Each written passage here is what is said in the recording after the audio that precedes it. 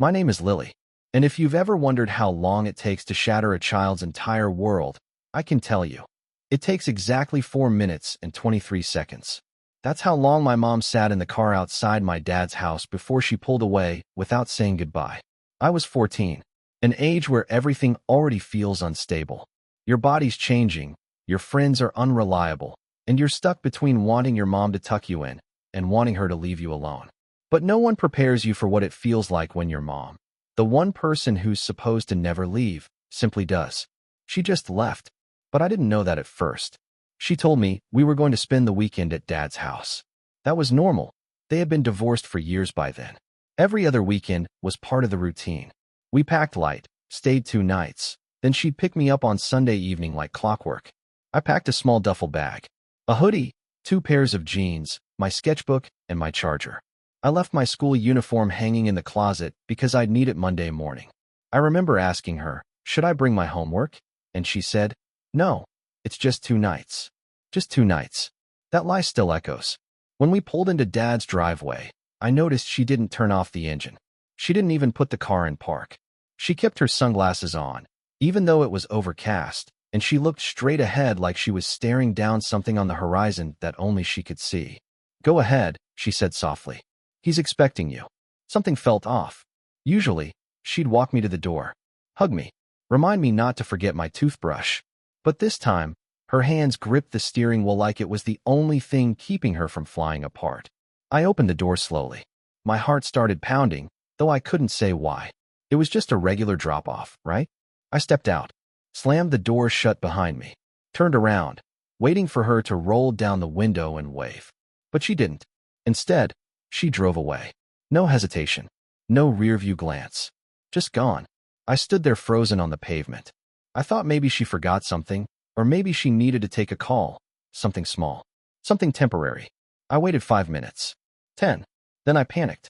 I sprinted after her car, ran barefoot down the block, still clutching my bag, screaming Mom, like a child too young to be embarrassed. But she never slowed down. I collapsed onto the curb 2 streets over, breathless and sobbing. That's where my dad found me. He'd seen me from the front window and ran out in socks. What happened? He kept asking. Where's your mom? Lily, talk to me. And all I could say was, she didn't even say goodbye. At first, my dad thought there had been a fight, that I was being dramatic, that maybe she was overwhelmed and just needed space. He reassured me, the way good parents do, told me we'd call her, figure it out. We did call her. She didn't answer. We sent texts. Nothing. By the next morning, it was still silent. And then, the letter arrived. 1 single sheet of paper, folded once, placed in a plain envelope. No return address. No explanation. Just a handwritten note in her delicate, looping script. I'm moving on. Lily will be better off with you. Please don't contact me about this again. And stapled to the note was a change of address form. My name already filled out. As if I were junk mail she was redirecting. I stared at it for a long time. That handwriting was the same one she used on birthday cards, on notes in my lunchbox, on the I love yous she used to leave on my mirror. And now it spelled out a goodbye. Not even a real one, a transactional one. She wasn't sending me somewhere for my safety. She wasn't dying. She wasn't broke or in danger or unable to care for me. She just didn't want me anymore. I later found out she had gotten engaged, 2 weeks before that Sunday, to a man named Henry. A man I had only met once, briefly, at the grocery store, when she introduced him as a friend. That friend moved into our apartment the day after she dropped me off. The same day, she blocked my dad's number. So now I was 14, parentless, reeling. I didn't even have time to unpack the emotions. I had school on Monday. My dad didn't have a room ready. My toothbrush was still at her house. But it didn't matter, because I wasn't welcome there anymore. The following weeks were a blur. I moved into my dad's guest room, a space that had never been meant for long-term anything. It still had boxes from his old job, dusty camping gear in the closet, a mattress barely wider than I was tall. But he did everything he could to make it mine. Bought new sheets. Let me pick the color of the walls. Moved out his stuff so I could hang up my own. But I wasn't really there. Not mentally. I was floating somewhere above it all, looking down at this girl who used to have a mom, and wondering if maybe she never really did. The hardest part wasn't that my mom left. It was that she didn't fight for me, didn't call, didn't explain, Didn't even pretend to care how I was adjusting. The silence wasn't a break, it was a decision. A permanent one. My dad tried to hold things together. But I could tell it broke him too, the fact that someone he once loved could throw away their own child without blinking. He talked to a lawyer. There were legal logistics to sort through: custody, school registration, medical permissions. My mom had removed herself so fully from the picture that we had to formally transfer guardianship. That's when my grandparents stepped in. My dad's parents, Eleanor and Charles, became my safe harbor. They were old school, yes, but they had this quiet kind of love that held you steady. The kind of love that wrapped you in blankets without being asked, stocked your favorite snacks just because, and showed up to every school performance no matter how off-key the singing was. Grandma Eleanor came with me to the courthouse when my father signed the paperwork to become my sole legal guardian. She held my hand when I had to confirm under oath that I hadn't heard from my mother in over a month. That moment, speaking it out loud, made it real. I haven't heard from my mother. The words felt like acid. I wanted to scream. I didn't do anything wrong. I didn't deserve this. But the judge nodded, stamped the papers, and it was done. Just like that, my mother's parental rights were erased, with the same finality as the way she'd erased me. At school, I didn't tell anyone what happened. How do you explain to your friends that your mom dumped you like a pet she didn't want anymore? That she replaced you with a man she barely knew? That you now lived with your dad and ate dinner in silence and cried in the shower so no one would hear? I didn't want pity. I wanted invisibility. And for a while, I got it. I stopped participating in class. I quit art club. I withdrew from things that made me feel too seen, too exposed. Because if people saw me too clearly, they'd see the girl who wasn't wanted. And I couldn't bear that. One night, I overheard my dad on the phone with his sister. He was whispering. "I don't know how to help her," he said. "She's here, but it's like the light's gone. Like she's just waiting for someone to come back and say it was all a joke." That broke me. Because he was right. Every day, I checked my messages, hoping for something, a voicemail, an email, anything that would say, "I'm sorry. I made a mistake. Come home." But it never came. Instead, her Instagram feed lit up with engagement photos. Her and Henry, smiling on a beach. Him kissing her cheek. A caption that read, "Sometimes you have to let go of the past to make room for happiness." I was the past, and her happiness came without me. Time passed. Not quickly, time doesn't heal all wounds. That's a lie people say when they don't know what else to offer. But eventually, the sharp edges of what she did dulled into something I could carry. I threw myself into art. It started as a form of escape: messy watercolors, charcoal on scrap paper, paints that ran together like my thoughts. But slowly, it became something more. A language. A way to scream without opening my mouth. I painted women with hollow eyes.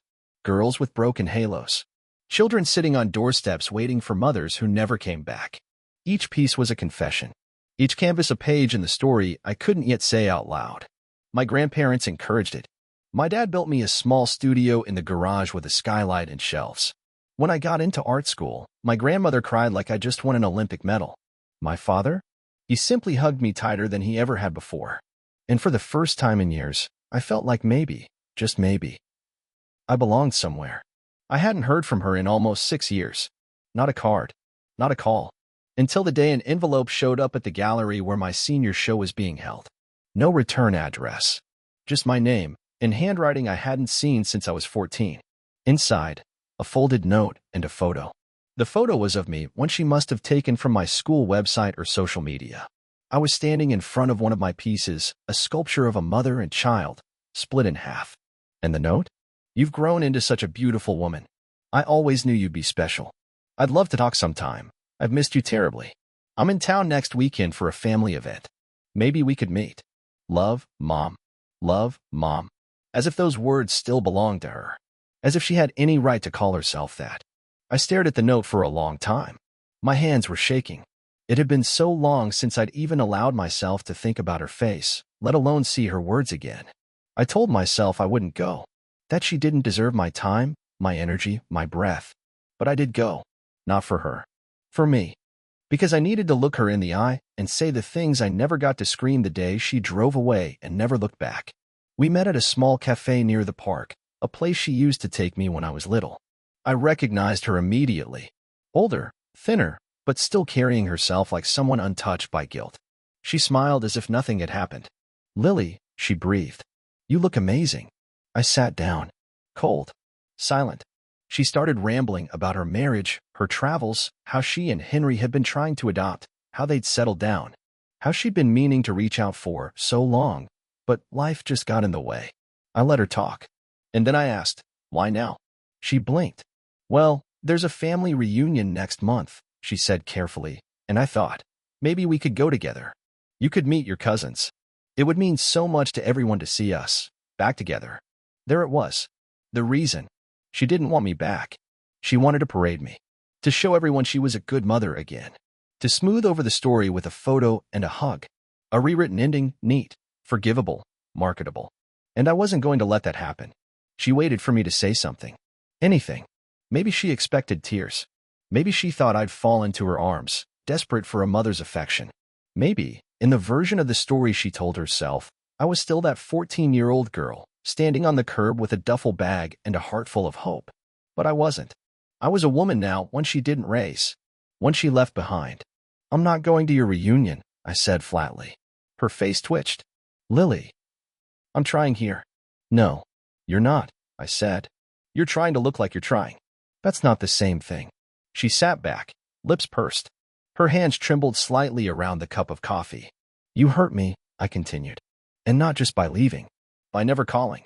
By acting like I never existed. You got engaged and wiped me from your life like I was an inconvenience. I wasn't well, she whispered. You don't know what I was going through. No, I said, sharper now. Because you never told me. You just disappeared. You didn't ask for help. You didn't say goodbye. You abandoned me. She reached for my hand, but I pulled away. You don't get to rewrite the past, I said. You don't get to pretend we were just estranged. You chose not to be my mother. I didn't make that decision. You did. Her eyes glistened. But I had no more sympathy to give. She'd already taken everything. So I stood up. And I said, I spent years blaming myself. Wondering if I wasn't enough. If maybe, deep down, I deserved it. But I don't. And I finally know that. She tried to speak, but I didn't give her the chance. You gave me away. That was your choice. This, walking away now, is mine. And I walked out. Not out of anger. Not out of spite. But out of peace. Because I no longer needed her to validate my pain. I no longer needed answers from someone who never cared enough to offer them. I didn't need a reunion. I didn't need her name on my phone again. I needed freedom. And I gave it to myself. These days, I still paint. Only now, the women in my work aren't hollow-eyed. They're strong, fierce, whole, just like me.